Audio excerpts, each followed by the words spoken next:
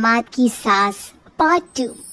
अब तक आपने सुना कि कावेरी जी अपनी तीनों बेटियों ईशा, मोहिनी और सुहाना की शादी 3 घर जमाई लड़कों के साथ करवा देती है। उन्हें लगता है कि ये लड़के शायद घर का कामकाज संभाल लेंगे, लेकिन उनके तीनों घर जमाई बहुत आलसी थे।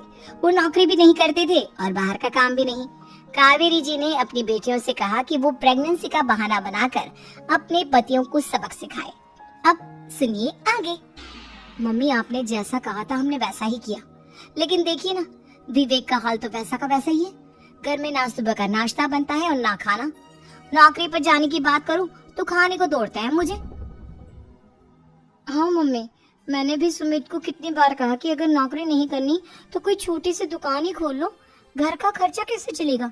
देखो दोपहर के 12 बजने आए और जिनाब अभी तक सो रहे हैं।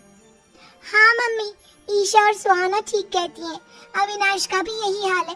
जब मैंने अपनी प्रेगनेंसी के बारे में कहा तो मुझसे कहने लगा, अरे दूसरी लड़कियां तो 9-9 महीने तक नौकरी करती है, बस डिलीवरी के टाइम छुट्टी लेती है। मोहिनी, तुम भी नौकरी करो। अब मुझे कहाँ नौकरी मिलेगी। मम्मी बताओ अब मैं क्या करूँ।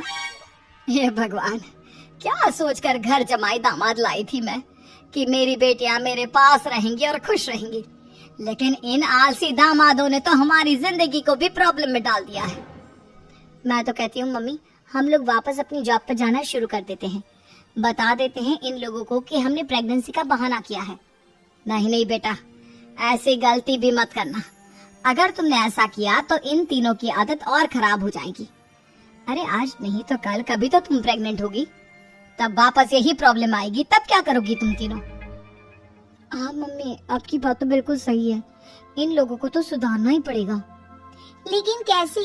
अपने बच्चों के आने की खबर सुनकर भी इन लोगों पर कोई असर नहीं हो रहा। पैसे कमाने के लिए घर से बाहर निकलना ही नहीं चाहते ये तीनों। अब मेरे दिमाग में एक प्लान आया है। तुम तीनों चिंता मत करो, उन तीनों को बुलाओ, फिर मैं बात करती हूँ। थोड़ी देर बाद कावेरी जी अपने तीनों दामादों को सामने बुलाकर अपनी बात कहना शुरू करती हैं। अविनाश, सुमित और विवेक, देखो बेटा, मैं ना तुम तीनों से बड़ा प्यार करती हूँ, इसीलिए तो तुम्हें घर जमाए बना कर रखा है मैंने। अरे मम्मी जी, सीधे सीधे कहिए ना, क्या बात है। प्यार तो हम भी आपको बहुत करते हैं। अरे मम्मी जी, आपकी इज्जत भी बहुत करते हैं। अरे भाई, आपकी जैसी सास और कमाने वाली बीवी सबको मिलती है क्या? हाँ मम्मी, विवेक और सुमित ठीक कह रहे हैं। आपकी बेटी से शादी करके मेरी तो जिंदगी ही अच्छी हो गई है। जानती हूँ मैं, और ये भी जानती हूँ कि तुम तीनों अपने अपने बीवियों से बहुत प्यार करते हो। बेटा, बात ऐसी है कि हमारे कुल गुरु ने कहा है कि प्रेग्नेंट होने के बाद मेरी तीनों बेटियां शुरू के 4 महीने हमारे गांव में जाकर रहेगी, जहां मेरे चाचा जी रहते हैं।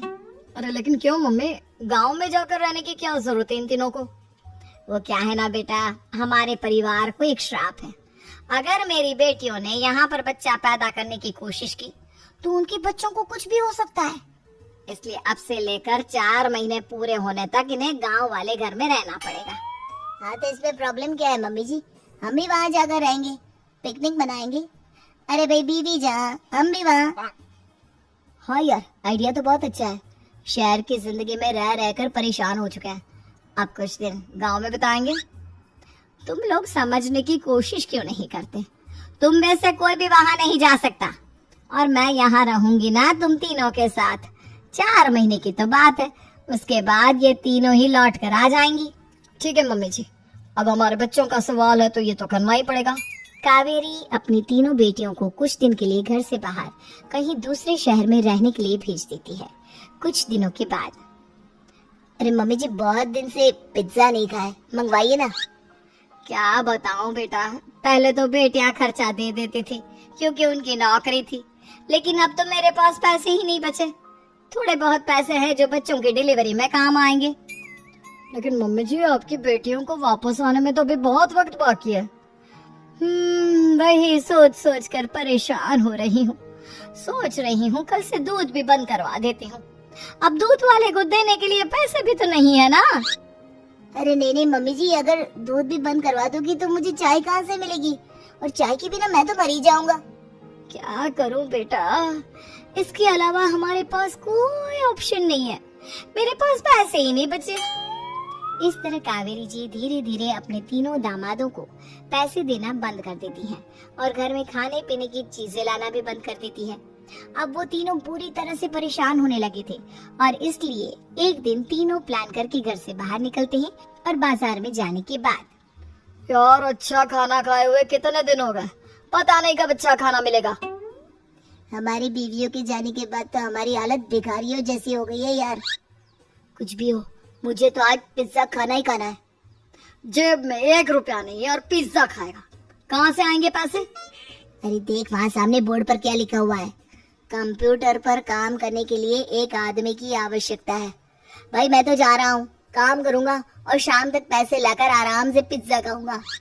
जा जा, तुझे कोई काम नहीं देने वाला, हम तो घर जा रहे हैं। चल भाई सुमित। सुमित और अविनाश वहाँ से चले जाते हैं और विवेक उस कंप्यूटर शॉप पर सारा दिन काम करके 5,000 रुपए कमा कर घर लौट कर आता है और अपने खाने के लिए अच्छी अच्छी चीजें भी लेकर आता है। ये देखकर विवेक और सुमित के दिल में भी कुछ पैसे कमाने की इच्छा जागती है। अरे सुबह सुबह कहाँ चल दिए तुम? मम्मी जी एक बहुत अच्छी जगह मिली है, कंप्यूटर पर काम करने के 5,000 मिले थे कल मुझे।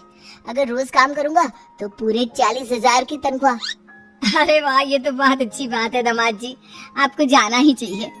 सुमित और अविनाश विवेक को इस तरह तरक्की करते देखकर परेशान हो जाते हैं और वो दोनों भी काम की तलाश में निकल पड़ते हैं। धीरे धीरे उन दोनों को भी काम मिल जाता है। अब कावेरी के तीनों दामाद छोटी मोटी नौकरी करके अच्छा पैसा कमाने लगे थे। एक दिन कावेरी उन्हें अपने पास बुलाती है। अरे वाह, विवेक 40,000 कमा लेता है, अविनाश 60,000 और सुमित तुम भी 40,000 के आसपास कमा ही लेते हो। कुल मिलाकर तुम अच्छे खासे पैसे कमा रहे हो बेटा। हाँ मम्मी जी, बहुत मजा आता है जब महीने के एंड में मोटी रकम हाथ में आती है। पूछिए मत मम्मी जी, घर में रहकर रोटी बना बना कर और तो जैसा महसूस होने लगा था मुझे तो। हाँ बेटा, तुम तीनों की बात तो बिल्कुल ठीक है और जानते हो अब तुम तीनों की पत्नियां भी वापस लौट कर आने वाली है। लेकिन मम्मी जी अभी तो उन्हें गए सिर्फ 2 महीने हुए हैं, आपने तो कहा था वो 4 महीने के बाद लौट कर आएंगी। ऐसा कुछ नहीं है बेटा, मैं सिर्फ तुम तीनों को सबक सिखाना चाहती थी कि आदमी घर में बैठकर बीवी की कमाई खाता हुआ अच्छा नहीं लगता। इस दुनिया में हर इंसान को मेहनत करनी चाहिए, काम करना चाहिए, चाहे वो औरत हो या आदमी, ताकि अपने परिवार को संभाल सके।